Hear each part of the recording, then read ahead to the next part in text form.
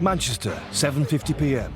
Sergeant John Middleton and the Tactical Aid Unit, or TAU, have received a tip-off about the contents of a warehouse. On Monday, there was a robbery occurred where the offenders were wearing police uniforms, Metropolitan Police uniforms. They actually went in on the pretext of a warrant, handcuffed the occupant and robbed them. The intelligence suggests the uniforms were stolen from a recycling depot and are now in the hands of organised crime gangs involved in drug production. They've got information that some of it is where we're en route to now, urgently to execute a search warrant or an evidence warrant. I'll do. Garbage. John and the team arrive at a large complex of lockups and warehouses. The building they're planning to search is locked, so they'll have to force their way in.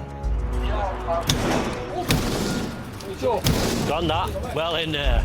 Yeah, have a bit of that. Once inside, they come across a large network of rooms.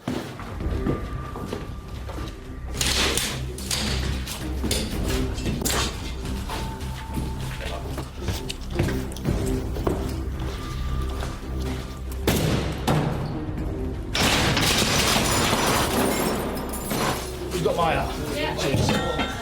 The discovery of discarded plant soil suggests the warehouse may have been used for growing drugs. Has this been a farm? There are no signs of any stolen police uniforms, but the raiders turned up something far more significant. Oh, yes. Look at that. In South Manchester, John and the Tactical Aid Unit are searching a warehouse for stolen police uniforms, but have discovered a different kind of gear. Oh, yes. Look at that. A room filled with fully grown cannabis plants and a well-organised system for growing them. Just careful we don't touch anything with your hands there.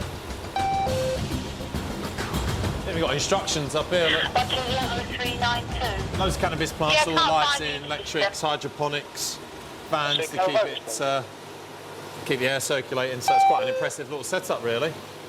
Yep, go ahead. Obviously not what we came here. We came here looking for stolen police uniforms. We might still find them. In 10 years in cops, I've seen a few cannabis farms, and this is the biggest one I've seen by quite a way. You're talking hundreds of plants here. It's got to be worth thousands of pounds, if not more. Well, I don't want to spend too long in here because I might get a bit high. I need to go to a petrol station for some crisps and chocolate, so we better get out of here now. Adjoining rooms also show signs of cannabis cultivation. They're building another cannabis farm here. Like, if you have a look around the back of here. So this is an operation in its infancy. It's growing, or it was going to be growing. Pretty much the same as we had upstairs. They're going to set the same up in here.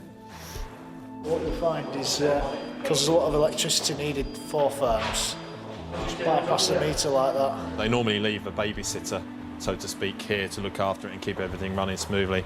Quite often, in my sort of previous experience, it's often associated with Vietnamese or Chinese, and there'll be an illegal immigrant who's being paid a pittance to kind of stay here and take the blame should they get, should the place get raided. In a year, this farm could have produced drugs worth up to £250,000. It's a significant find. Now John and the team need to track down who's behind this cannabis factory. The premises is going to be secured overnight. There's going to be police remain on scene to make sure nobody comes back and interferes with the evidence or tries to remove it. And then tomorrow morning, a more thorough search of the place will take place. See if there's any more cannabis and recover all the stuff that's in there, along with all the equipment that's used to produce it. Anything they can use as evidence to identify who's set this cannabis farm up. Well done, lads.